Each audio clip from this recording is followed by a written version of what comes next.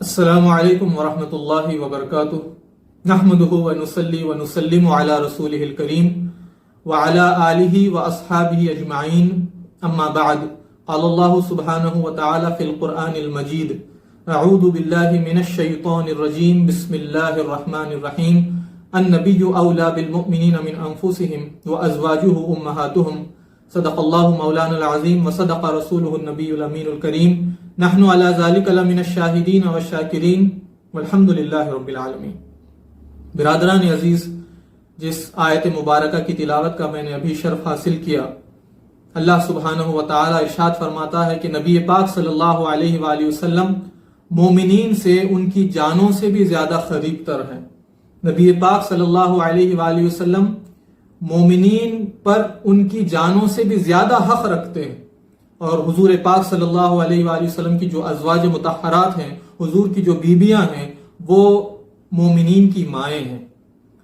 برادران عزیز، سب سے پہلے جسے یہ شرف حاصل ہوا، سب سے پہلے جسے حضور پاک صلی اللہ علیہ وآلہ وسلم کی زوجیت میں آنے کا شرف حاصل ہوا، وہ کوئی اور نہیں، وہ سیدتنا خدیجۃ الکبریٰ رضی اللہ تعالی عنہا و سلام اللہ علیہا کی ذات والا صفات ہے۔ آپ کو ملکہ عرب کہا جاتا تھا کیونکہ اللہ تبارک و تعالیٰ نے آپ کو مالی اعتبار سے بھی بہت زیادہ نوازا تھا۔ آپ چونکہ 2 مرتبہ بیوہ ہو چکی تھی اور بیوگی کی زندگی گزار رہی تھی، اور مکے والوں کے ساتھ آپ تجارت فرمایا کرتی تھی، یعنی مکے والے آپ کی تجارت میں شامل ہوا کرتے تھے۔ آپ کسی نہ کسی کو منتخب فرما کر شام اور بصرہ جیسے مقامات پر بھجوا کر تجارت فرمایا کرتی تھی۔ اور یہی نہیں بلکہ ایام جاہلیت میں جہاں عرب میں ہر طرف برائیاں ہی برائیاں پھیلی ہوئی تھی، ایسے ماحول میں بھی آپ کو طاہرہ کے لقب سے پہچانا جاتا تھا، آپ کو طاہرہ کے لقب سے لوگ یاد کیا کرتے تھے۔ تو حضرت ام المومنین سیدتنا خدیجۃ الکبریٰ رضی اللہ تعالی عنہا، جو عفت اور پاکیزگی کی پیکر تھیں، کہ ایام جاہلیت میں جہاں ہر طرف برائیاں ہی برائیاں تھیں، اس موقع پر بھی لوگ آپ کو طاہرہ کہہ کر پکارا کرتے تھے۔ برادران عزیز، ام المومنین سیدتنا خدیجۃ الکبریٰ رضی اللہ تعالی عنہا نے حضور پاک صلی اللہ علیہ وآلہ وسلم کا بہت چرچا اور تذکرہ سنا تھا۔ وہ کون تھا مکے میں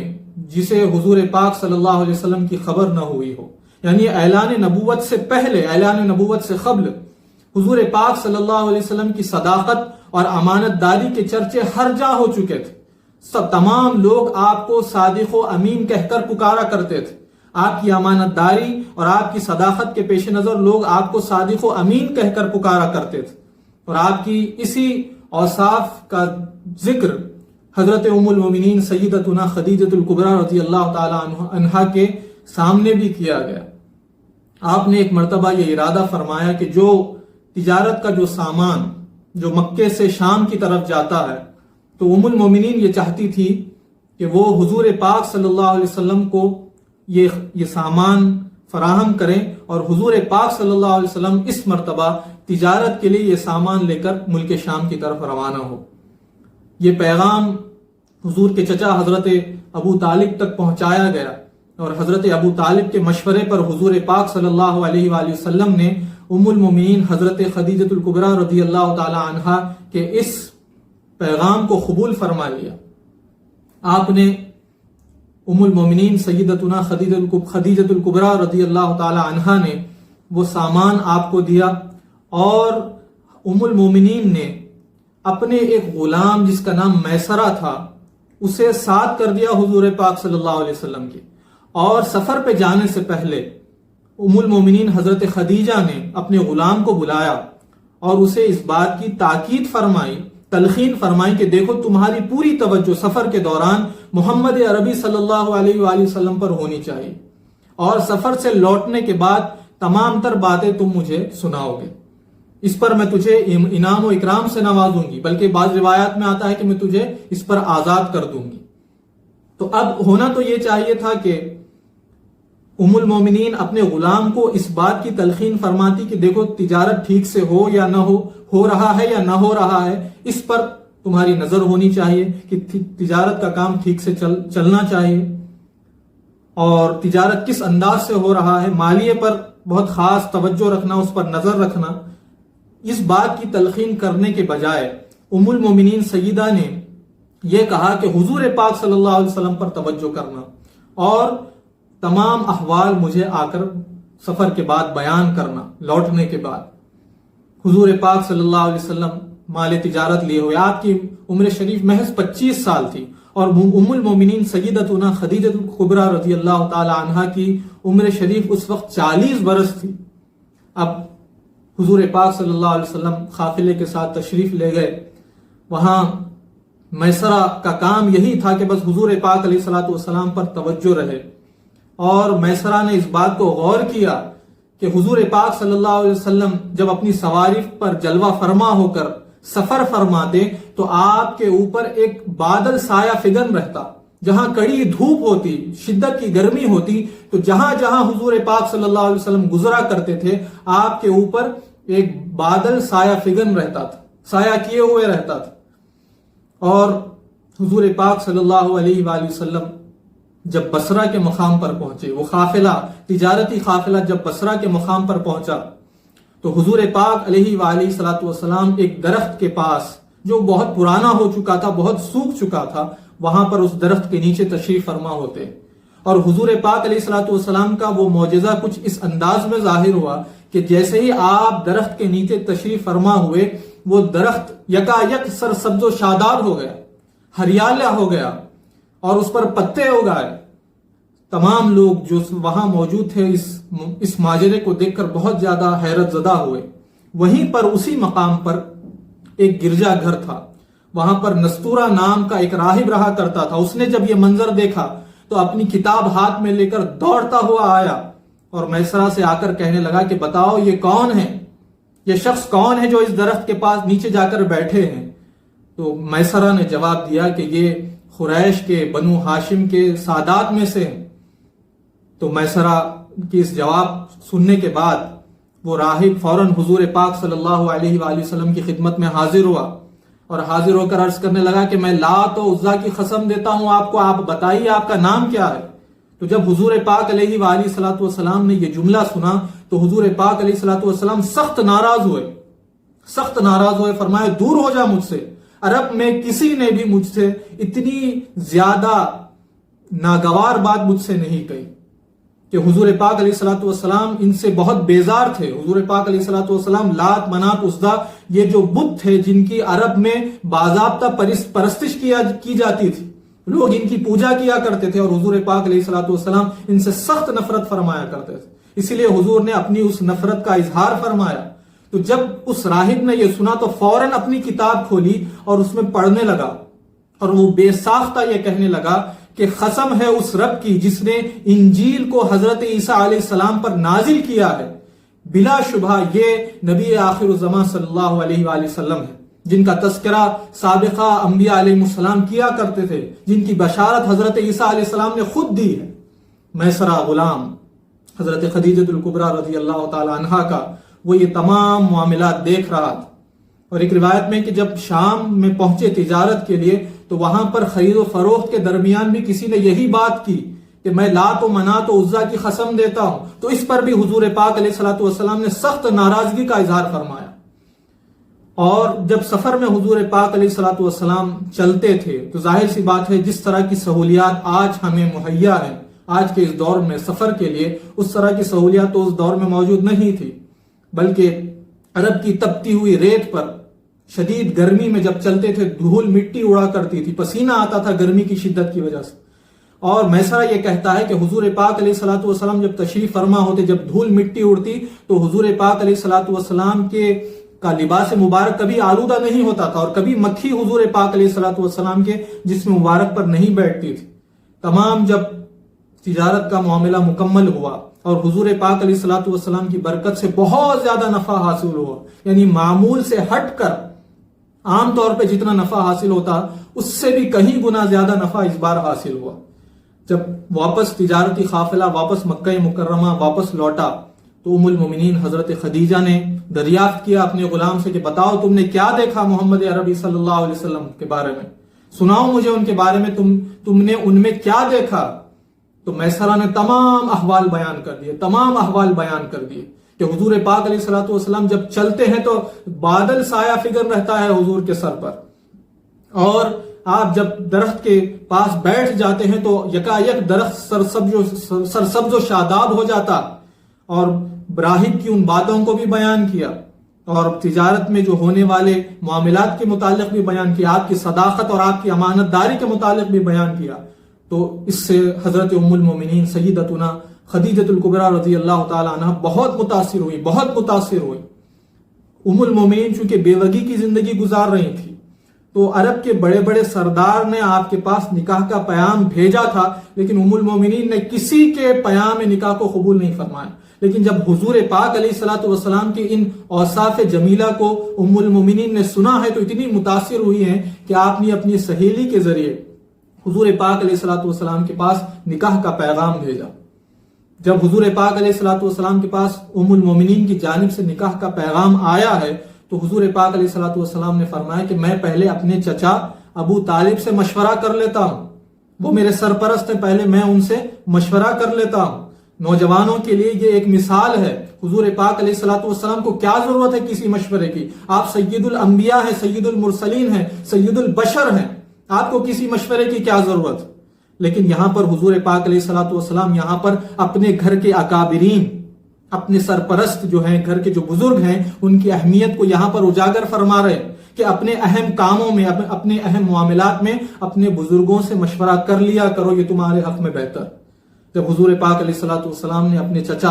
حضرت ابو طالب کو اس کی خبر دی تو حضرت ابو طالب نے حضور پاک علیہ الصلوۃ والسلام سے کہا کہ یہ بہت بہتر پیام ہے، یہ بہت بہتر ہوگا کہ آپ حضرت خدیجہ سے نکاح کر لیں۔ اور اسی طرح حضرت خدیجہ رضی اللہ تعالی عنہ اور حضور پاک علیہ الصلوۃ والسلام کا نکاح ہوا۔ حضرت ابو طالب نے خطبہ پڑھا، اور اس سے پہلے ایک میں بات یہ بھی عرض کر دوں کہ ایام جاہلیت میں نکاح سے قبل، حضور پاک علیہ الصلوۃ والسلام کے نکاح سے قبل، ام المومنین سیدتنا خدیجۃ الکبریٰ رضی اللہ تعالی عنہا نے ایک خواب دیکھا تھا، اور خواب میں انہوں نے دیکھا کہ آسمان سے سورج ان کے گھر میں اتر آیا، ان کے آنگن میں اتر آیا ہے، اور اس کی شعاعیں پھوٹ رہی ہیں، اس کی روشنی نہ صرف اس کے حضرت ام المومنین کے گھر کو روشن کر دیا ہے، بلکہ اس سورج کی روشنی نے پورے شہر مکہ کو منور کر دیا، گویا پورے شہر مکہ بقعہ نور بن چکا ہے، روشنی ہی روشنی پھیل چکی ہے۔ جب ام المومنین بیدار ہوئیں تو انہوں نے اس خواب کا تذکرہ اپنے چچازاد بھائی جن کا نام مرقہ بن نوفل آتا، جو سابقہ سماوی کتابوں کے بہت بڑے عالم تھے، انجیل پر کے بہت بڑے عالم تھے، بہت زیادہ جاننے والے تھے، بہت دانا شخص تھے، جب ان کے سامنے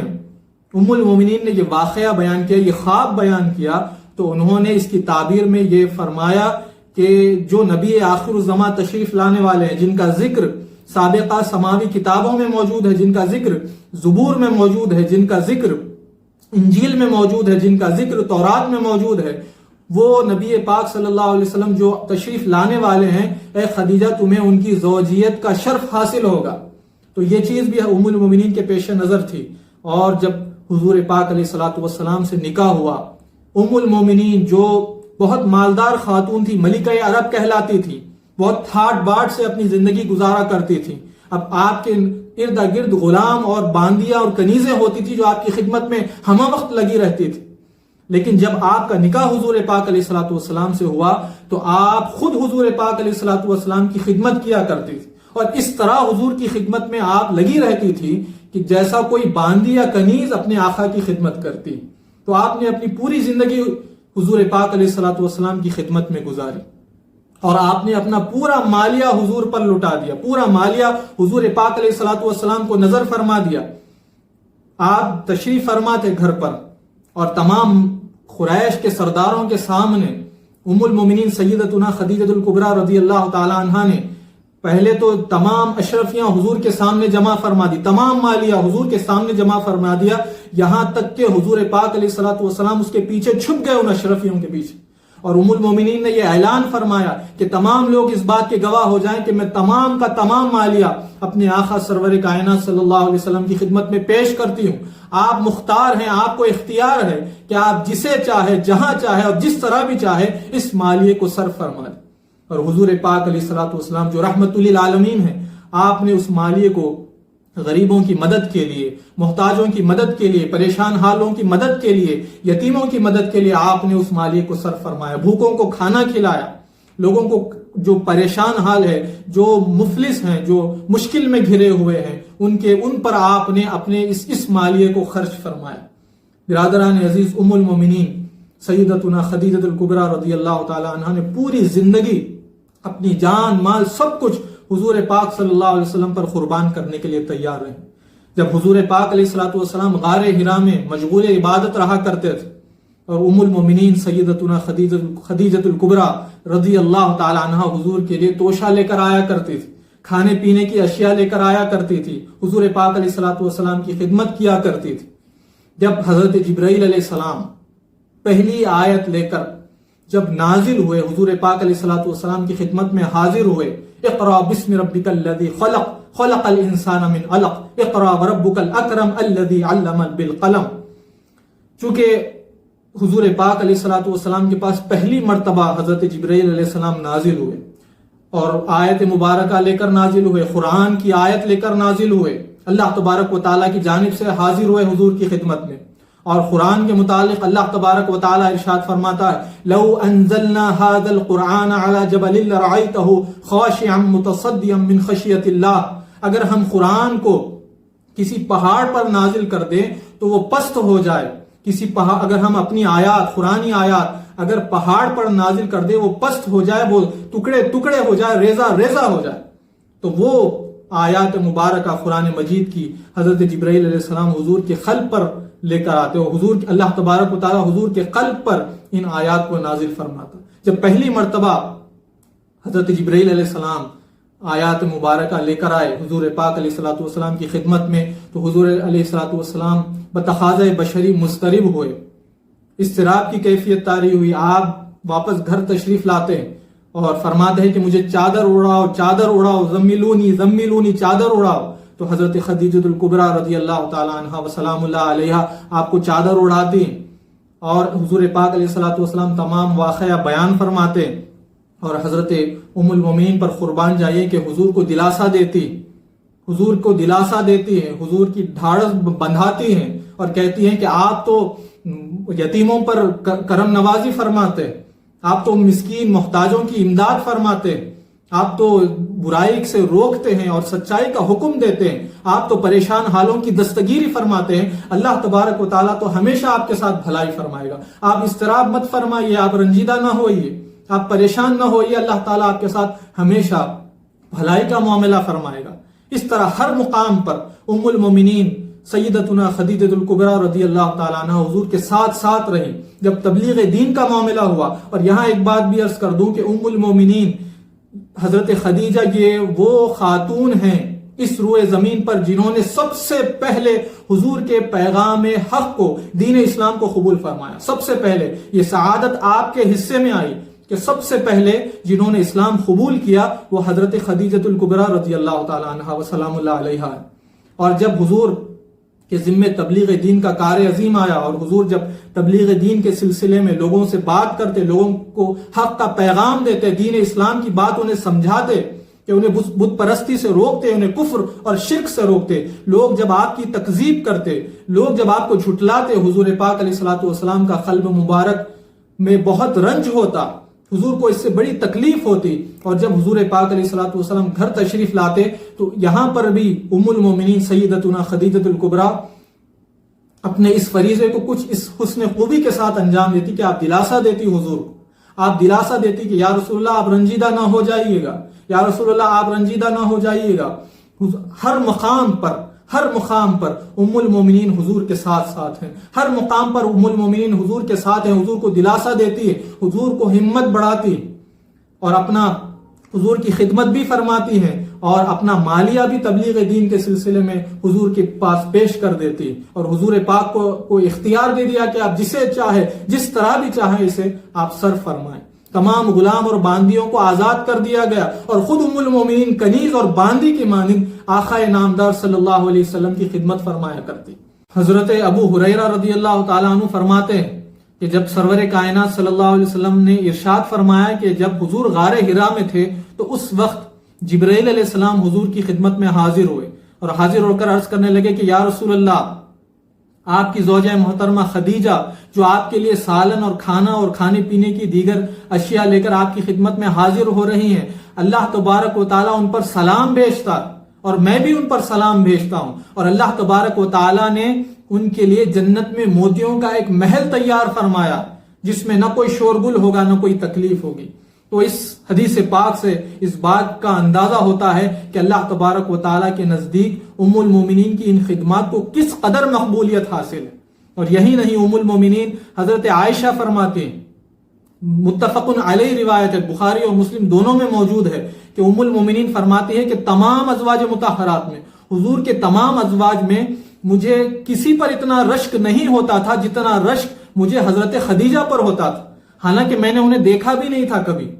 کہ میرے نکاح سے پہلے ہی ان کا وصال ہو چکا تھا، لیکن سب سے زیادہ رشک مجھے حضرت خدیجہ پر ہوتا تھا، اسی لیے کہ حضور پاک علیہ الصلوۃ والسلام کثرت سے حضرت خدیجہ کا تذکرہ فرمایا کرتے تھے، ان کی تعریف بیان کیا کرتے تھے۔ اور ام المومنین فرماتے ہیں کہ حضور اس بات کا اکثر تذکرہ فرمایا کرتے تھے کہ اللہ تبارک و تعالیٰ نے ان پر سلام بھیجا، ان کے لیے جنت میں موتیوں کا محل تیار فرمایا۔ اور ام المومنین ہی روایت کرتی ہیں، مسلم شریف کی روایت ہے کہ ام المومنین فرماتی ہیں کہ جب کبھی بکری ذبح کی جاتی تو اس کا گوشت سب سے پہلے حضور پاک علیہ الصلوۃ والسلام ام المومنین حضرت خدیجہ کی سہیلیوں کو بھیجایا کرتے تھے، ان کی سہیلیوں کو بھیجایا کرتے تھے۔ تو اس پر ایک مرتبہ حضور حضرت عائشہ صدیقہ رضی اللہ تعالی عنہا نے عرض کیا، یا رسول اللہ، آپ ہمیشہ خدیجہ خدیجہ کیا کرتے ہیں، ان کو کثرت سے کیوں یاد کرتے ہیں، حالانکہ ان کا انتقال ہو کر کافی زمانہ گزر چکا ہے اور اللہ تعالیٰ نے آپ کو نعم البدل بھی عطا کر دیا۔ تو اس پر جواباً حضور پاک علیہ الصلوۃ والسلام نے ارشاد فرمایا کہ خدیجہ کا تذکرہ میں کثرت سے اس لیے کرتا ہوں کہ اس کی محبت مجھے عطا کی گئی ہے۔ اور ایک اور روایت میں ہے کہ حضور پاک علیہ الصلوۃ والسلام نے ارشاد فرمایا کہ جس وقت تمام لوگوں نے میری تکذیب کی، جس وقت تمام لوگوں نے مجھے جھٹلایا ہے، اس وقت خدیجہ نے میری تصدیق کی ہے، اس وقت خدیجہ نے میری تصدیق کی ہے۔ جب کسی نے میرے پیام کو قبول کرنے سے سب نے انکار کر دیا تو اس وقت خدیجہ نے میرے پیام کو قبول کیا، میری تصدیق کی ہے، اس نے مالیہ صرف کیا۔ تو حضور پاک علیہ الصلوۃ والسلام کثرت سے ام المومنین سیدتنا خدیجہ الکبریٰ رضی اللہ تعالی عنہ کا تذکرہ فرمایا کرتے تھے۔ اور جس وقت حضرت ام المومنین خدیجہ الکبریٰ کا وصال ہوا تو حضور کو اتنا رنج پہنچا، اس سے اتنا رنج پہنچا کہ حضور پاک علیہ الصلوۃ والسلام نے پورے سال کو ہی عام الحزن قرار دے دیا، یعنی پورے سال کو غم کا سال حضور نے قرار دے دیا۔ اور حضور پاک علیہ الصلوۃ والسلام کثرت سے ام المومنین حضرت خدیجہ کے فضائل و مناقب بیان کیا کرتے تھے۔ حضرت انس بن مالک رضی اللہ تعالی عنہ روایت کرتے ہیں، ترمذی شریف کے اندر بھی یہ روایت موجود ہے اور امام احمد نے بھی اس حدیث کو نقل فرمایا، اور امام ترمذی اس حدیث کے متعلق ارشاد فرماتے ہیں کہ یہ حدیث صحیح ہے کہ حضور پاک علیہ الصلوۃ والسلام نے ارشاد فرمایا، حسبک من نساء العالمین مریم بنت عمران، خدیجہ بنت خویلد، فاطمہ بنت محمد صلی اللہ علیہ وآلہ وسلم، وعاسیہ امرأۃ الفرعون، کہ حضور پاک علیہ الصلوۃ والسلام نے فرمایا خواتین کے لیے 4 عورتیں کافی ہیں، یعنی یہ 4 عورتیں کافی ہیں کہ جن کی اتباع کی جائے خواتین کے لیے۔ ایک ہے حضرت مریم جو حضرت عیسیٰ کی والدہ ہیں، ایک ہے ام المومنین سیدتنا خدیجہ الکبریٰ رضی اللہ تعالی عنہا و سلام اللہ علیہا، اور ایک ہے سیدہ فاطمہ الزہرا سلام اللہ علیہا، اور ایک ہے حضرت عاسیہ جو فرعون کی بیوی تھی۔ حضور فرماتے ہیں کہ اگر خواتین کو کسی کی اتباع کرنی ہے، خواتین کو اگر کسی کو نمونہ حیات بنانا ہے تو یہ 4 عورتیں ان کے لیے کافی ہیں، اور ان میں حضرت خدیجہ رضی اللہ تعالی عنہا بھی شامل ہے اور حضرت سیدہ فاطمہ الزہرا سلام اللہ علیہا بھی شامل ہے۔ خواتین کو جاننا چاہیے، ان کی زندگیوں کو پڑھنا چاہیے، سمجھنا چاہیے اور اپنی زندگی کے اندر بہتر تبدیلی لانی چاہیے۔ حضرت خدیجہ الکبریٰ رضی اللہ تعالی عنہا جو کہ ایام جاہلیت میں جہاں پر برائیاں ہی برائیاں پھیلی ہوئی تھی، اس موقع پر بھی طاہرہ کے لقب سے، پاک باز خاتون کے لقب سے پہچانی جاتی تھی۔ اور پھر نکاح کے بعد حضور پاک علیہ الصلوۃ والسلام کی کس قدر حضرت ام المومنین نے خدمت فرمائی ہے، اس کو بھی پیش نظر رکھنا چاہیے۔ اور کس قدر حضور پاک علیہ الصلوۃ والسلام پر اپنا مالیہ صرف فرمایا اور کس قدر تبلیغ دین میں حضور کے معاون اور مددگار ثابت ہوئے ہیں حضرت خدیجہ الکبریٰ رضی اللہ تعالی عنہ، اور کس قدر آپ نے اپنی شہزادیوں اور شہزادگان کی پرورش فرمائی۔ برادران عزیز، ام المومنین تمام خواتین کے لیے حضرت سیدہ خدیجہ الکبریٰ رضی اللہ تعالی عنہ، حضرت سیدہ فاطمہ الزہرا رضی اللہ تعالی عنہ و سلام اللہ علیہما، یہ خواتین کے لیے نمونہ حیات ہے۔ خواتین کو ان کی اتباع کرنی چاہیے تاکہ وہ اپنی زندگی میں دنیا میں بھی اور آخرت میں بھی کامیابی حاصل کر سکیں۔ اللہ تبارک و تعالیٰ کی بارگاہ میں دعا ہے کہ ام المومنین سیدہ خدیجہ الکبریٰ رضی اللہ تعالی عنہ کے طفیل ہم سب پر اللہ تبارک و تعالیٰ فضل فرمائے۔ وآخر دعوانا ان الحمد للہ رب العالمین۔